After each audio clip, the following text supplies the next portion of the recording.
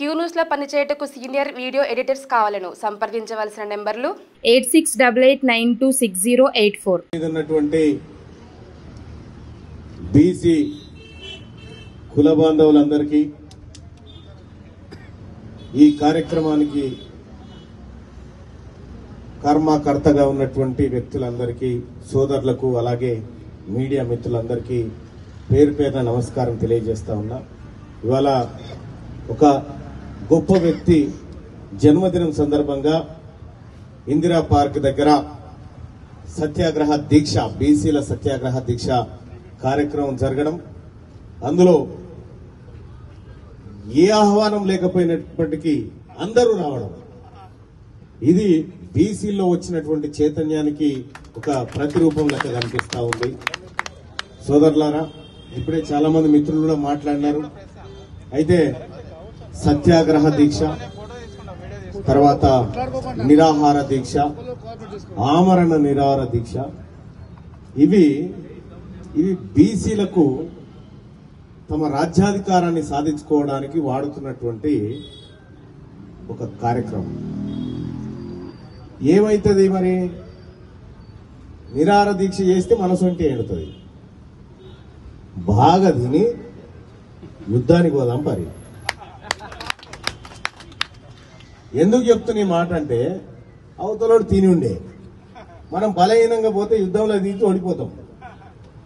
మంచిగా బలమైన సైనికుల లెక్క తయారై యుద్ధానికి పోతే ఈ యుద్ధంలో గెలుస్తాం.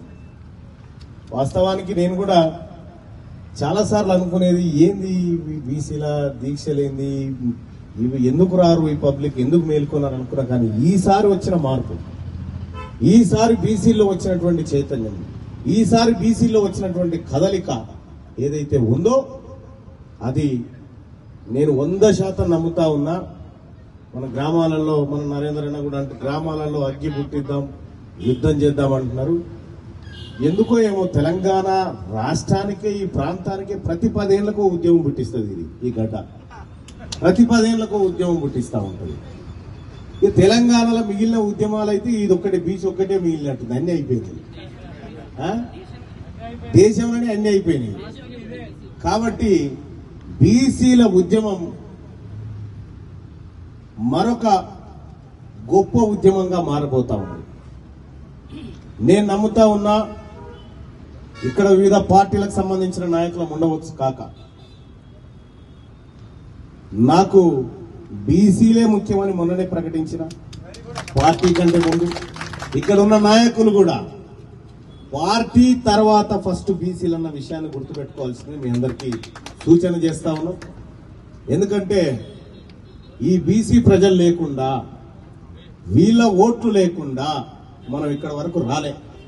కాబట్టి ఏదైతే తెలంగాణ ఉద్యమంలో మీ పదవులను తునప్రాయంగా ఈసీ అవతల కొట్టినో, రాబోయేటువంటి బీసీ ఉద్యమంలో కూడా ఈ పదవులు కేవలం తునప్రాయంగా వదలడానికి కూడా సిద్ధంగా ఉండాలని చెప్పి మీ అందరికీ రిక్వెస్ట్ చేస్తా ఉన్నాం. ఇవాళ మనం ఊకున్న బీసీలు ఊకునే పరిస్థితిలో లేరు గ్రౌండ్ లో. ఎందుకంటే గ్రౌండ్ అంతా తయారైపోయింది, గ్రౌండ్ లో చైతన్యవంతం అయిపోయినారు. ఎక్కడ చూసినా బీసీ సమాజం పైన చర్చ జరుగుతూ ఉంది. ఏం జరుగుతుంది అనేటువంటి అంశం మీద ఒక చర్చ జరుగుతూ ఉంది. సో ఈ వేదిక నుంచి కూడా కాంగ్రెస్ పార్టీ అధినాయకుడు రాహుల్ గాంధీ గారు 42% రిజర్వేషన్ ప్లస్ బీసీల కులగణన చేపడతామనేటువంటి కామారెడ్డి డిక్లరేషన్ ఏదైతే ఉందో, కాంగ్రెస్ పార్టీ ఆ మాట కట్టుబడి ఉంటుంది, ఉండి తీరాల్సిందే. అలాగే కాంగ్రెస్ పార్టీ తన స్టాండ్ ను కామారెడ్డి డిక్లరేషన్ రూపంలో తీసుకొచ్చిన విధంగా అటు భారతీయ జనతా పార్టీ గాని, ఇటు బీఆర్ఎస్ పార్టీ గాని తమ అధినాయకత్వాల చేత ఈ స్టాండ్ ను బయటికి తీసుకురావాల్సినటువంటి ఆవశ్యకత ఏర్పడ్డది. వాళ్ళ మీద మీరంతా కూడా ఒత్తిడి పెట్టాల్సినటువంటి సమయం ఆసన్నమైంది. ఎస్, కాంగ్రెస్ పార్టీ బీసీలకు అన్యాయం చేస్తుందని తెలిస్తే మొదటగా వ్యతిరేకించి నోరెత్తేది గొంతెత్తేది తీర్మార్మలన్నదే. అలాగే బీఆర్ఎస్ పార్టీ గాని, లెఫ్ట్ పార్టీలు గాని, ఇంకా ఏ పార్టీ అయినా సరే ఆ పార్టీ అధినాయకత్వాలు వాళ్ళ స్టాండ్ ను బయట పెట్టాల్సిందే. వాళ్ళ వ్యూహం ఏందో చెప్పాల్సిందే బీసీల పట్ల. ఇది ఈ సత్యాగ్రహ దీక్ష ద్వారా మేము అడుగుతున్నటువంటి మాట. ఇంకంతేకాదు, మొన్న మేమంతా మన ఓబీసీ స్టూడెంట్ ఆర్గనైజేషన్ మీటింగ్ కోసం నేను, కృష్ణన్న, తర్వాత మన సీనన్న అందరం కలిసి ఢిల్లీకి పోయినాం. ఢిల్లీలో కూడా ఓబీసీ వింగుని, స్టూడెంట్ వింగుని ఎట్లా డెవలప్ చేయాలి, ఎట్లా ఈ ప్రాంతాల వారిగా, యూనివర్సిటీల వారిగా తీసుకుపోవాలి, ఎట్లా బలోపేతం చేయాలనే దానిపైన వక్తలందరూ సుదీర్ఘంగా చర్చించారు. కానీ ఒకటి చెప్తా ఉన్నా, బీసీ సోదరులారా, సహజంగా తీన్మార్ మల్లన్నకు కొంత ఇన్బిల్ట్ గానే ఉంటది. అది అధికార పార్టీ, ప్రతిపక్షమా, ఇంకోట నేనేం పెద్దగా పట్టించుకోను. ఎందుకంటే మీ అందరు కూడా తెలుసు, తీన్మార్ ఎమ్మెల్సీ పదవి, తీన్మార్ మల్లన్న అనే పేరు కంటే ఎమ్మెల్సీ పదవి చాలా చిన్నదే నా దృష్టిలో. కాబట్టి తీన్మార్ మల్లన్న అనే పదాన్ని, ఆ మనిషిని తయారు చేసినటువంటి సమాజమే ఇలా సంక్షోభంలో ఉంటే మల్లన్నకు ఎమ్మెల్సీ పదవి కొత్త పేద కిరీటం ఏం కాదు, కాబోదు కూడా అని చెప్పి తెలియజేస్తా ఉన్నా. సోదరులారా, రాబోయేటువంటి రోజుల్లో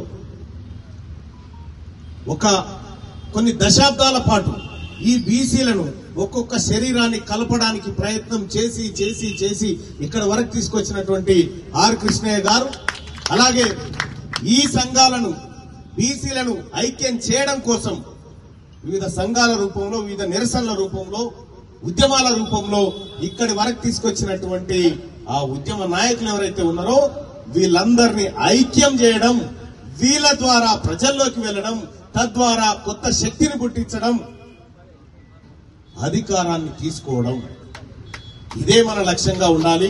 అలాగే మన ప్రజల కోసం మనము ఒకటైతే గుర్తుపెట్టుకోవాలి, వేదిక మీద ఉన్నోళ్ళు కానీ కింద ఉన్నోళ్ళు కానీ, మల్ల జన్మ లేదు, ఏమైనా చేస్తే ఇప్పుడే మనోళ్ళ కోసం, మల్ల జన్మ లేదు, ఏమైనా చేస్తే ఇప్పుడే మనోళ్ళ కోసం చేయాలి. దానికోసం అందరం కూడా సంసిద్ధులం కావాల్సినటువంటి